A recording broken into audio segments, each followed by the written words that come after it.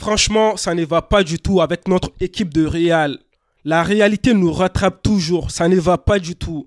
Ça fait plusieurs jours qu'on parle de ça, on dit que ça ne va pas. Il faut que Real recrute des joueurs. Je pense que maintenant, Mercato, c'est fini en fait. Ça ne va pas. Et sincèrement, dans ce match, si je dois retenir le nom d'un seul joueur de Majorque, c'est Maffeo. Le gars a fait tellement de fautes sur Vinicius, mais avec tout ça, l'arbitre n'a pas donné carton jaune. C'est quoi ça en fait? Le foot est devenu comme boxe ou quoi? Ouais, dites que je trouve des excuses. Oui, le Real a perdu, mais sincèrement, l'équipe de Majorque a fait tellement de fautes dans ce match. Je ne peux pas accepter. Salut les amis, j'espère que vous allez bien. Moi, ça va tranquille. Dans cette vidéo, on va parler de notre match d'aujourd'hui. Le Real a joué contre Majorque sur le terrain de Majorque en fait. Aujourd'hui, il faisait 16 degrés sur le terrain de Majorque. Est-ce que vous vous rendez compte? Alors qu'à Madrid, en fait, on a 3 degrés, 6 degrés, tu vois. Donc, du coup, c'était compliqué pour nous aujourd'hui. Bon, on va pas trouver des excuses, on a perdu, point barre. Le Real a perdu d'un score de 1-0. Ça fait mal. Comment est-ce que le Real peut perdre contre le 10e du classement de la Liga, alors que le Real occupe 2e place de la Liga? À un moment donné, on va commencer à se dire les choses. Le Real va très mal. Oui, le Real va mal. Le Real va mal. On va parler de la compo de notre équipe de Real aujourd'hui. Composition, le Real a joué avec une compo de 4-3-3 comme d'habitude. Mais au goal aujourd'hui, pendant l'échauffement, Thibaut Courtois s'est blessé, tu vois. Donc du coup, on avait l'une au goal. En défense, on avait Carvajal en latéral. De l'autre côté, on avait notre Camavinga qui a fait un match incroyable. En défense centrale, on avait Rudiger, on avait Nacho qui a joué à la place de Militao qui est blessé, tu vois. En milieu de terrain, aujourd'hui, on n'avait que des jeunes en milieu de terrain. On avait Ceballos, on avait Tchouaméni qui est revenu, ça fait plaisir, même si aujourd'hui, c'était un peu compliqué pour lui. Et puis de l'autre côté, on avait Valverde. Franchement, je vais revenir sur le cas de Valverde plus tard dans la vidéo. En attaque, on avait Vinicius, on avait Rodrigo et Asensio. Les gars, le Real, première mi-temps, c'était nul. Franchement, maintenant, les matchs de Real, première mi-temps, c'est mieux que tu ne regardes pas première mi-temps. Parce que tu perds ton temps. À un moment donné, on va se dire, mais le Real, c'est quelle équipe ça? Avec tous les bons joueurs que nous avons, mais première mi-temps, à chaque fois, on fait un match dégueu. Non, franchement, moi, je suis quelqu'un qui est positif et tout, mais aujourd'hui, ces derniers matchs et tout, je cherche à trouver des excuses à chaque fois. Mais première mi-temps de Real, c'est pas bien. C'est pas bien du tout. Comment est-ce que le Real, on n'arrive même pas à construire des belles passes? On n'arrive même pas à construire un beau jeu. Non, je ne peux pas comprendre. Donc du coup, première mi-temps, avant les 20 premières minutes, Majorque va marquer son premier but. Sur ce but, c'est une erreur défensive. Déjà, le gars va faire la passe à un joueur de Majorque. Après, on a Rudiger qui va commencer à ne pas attaquer en fait. Rudiger voulait conserver quoi, son camp, je ne sais comment là. Mais après, Rudiger, il va pas avancer vers le joueur. Le joueur va faire centre. Les gars, il y avait Tchouaméni, il y avait Nacho. Ok? Le gars de Majorque en fait, venir entre Tchouaméni et Nacho. Et du coup, Nacho ne pouvait plus rien faire. Il va marquer contre son camp. Mais oui, c'est logique, les gars. Oh là là, ça fait mal, mais vous voulez que Nacho fasse quoi? En tête, en fait, il s'est levé et tout. Ben, il a marqué contre son camp. Peut-être les gens pensaient que non, c'était le joueur de Majorque qui avait marqué. Non, c'était un but contre son camp. Donc, Nacho va marquer contre notre propre camp. Ah, les gars, défensivement, ça ne va pas. Vous voulez que je vous dise quoi encore? J'ai dit tout le temps dans mes vidéos, le Real défensivement, ça ne va pas du tout. Première mi-temps. Moi, j'ai remarqué aussi que l'équipe de Majorque, en fait, c'est une équipe qui défend tellement, tellement, tellement. On a vu avec les fautes et tout. Première mi-temps. Moi, j'ai constaté que le Real n'a pas pu marquer de but. Le Real n'a pas pu faire un bon match parce que, déjà, il y avait trop de défaillances. Milieu des terrains, on n'en parle même pas. Milieu des terrains, on avait Valverde qui n'a pas fait un bon match. Moi, j'ai compris aussi que Valverde, en fait, c'est un joueur, en fait, qui a besoin de l'espace. Parce que c'est un joueur qui court beaucoup, qui fait des sprints et tout, tu vois. Donc, du coup, aujourd'hui, il n'y avait pas assez d'espace pour lui. Donc, compliqué pour lui.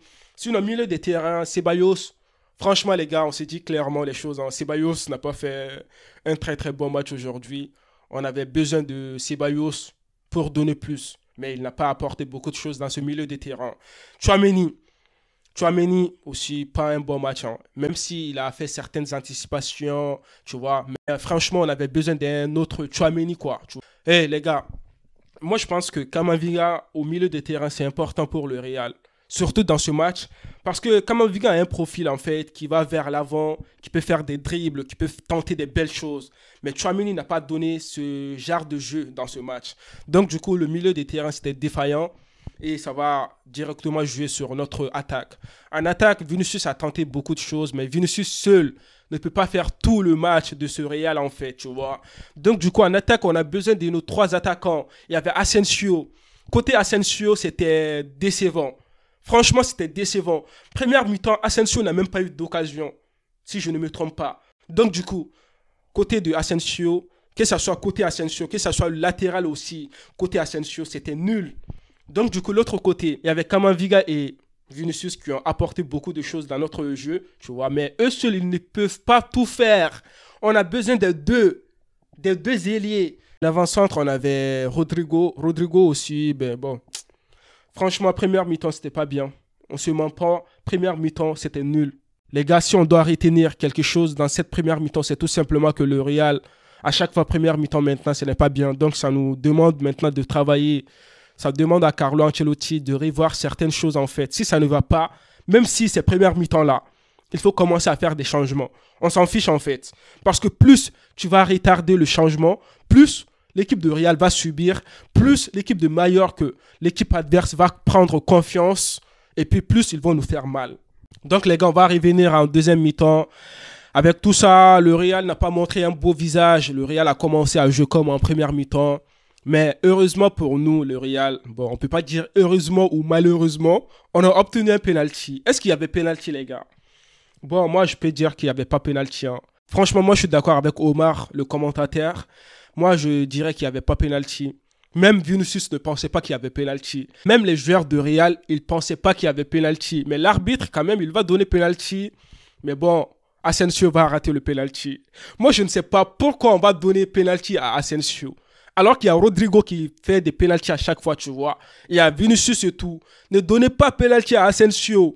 En plus, on sait que dans ce match, première mi-temps, on a vu Asensio qui n'a pas fait un bon match. Donc, du coup, comment est-ce que vous pouvez donner pénalty à quelqu'un qui n'est pas en confiance, à quelqu'un qui n'a pas commencé un bon match? Moi, je ne peux pas comprendre. Ben, c'est juste les conséquences, hein. Asensio va rater le penalty. Après, le Real va tenter des belles choses et tout. On a certains changements. On a Modric qui va rentrer. On a Toni Kroos qui va rentrer. On a notre aussi Mariano Diaz. Ah, il était temps que Mariano Diaz en fait rentre dans le jeu. Moi, j'avais besoin de Mariano Diaz dans ce match plus que Rodrigo. On a la sortie de Tchouaméni, on a la sortie de Valverde, Ceballos et tout.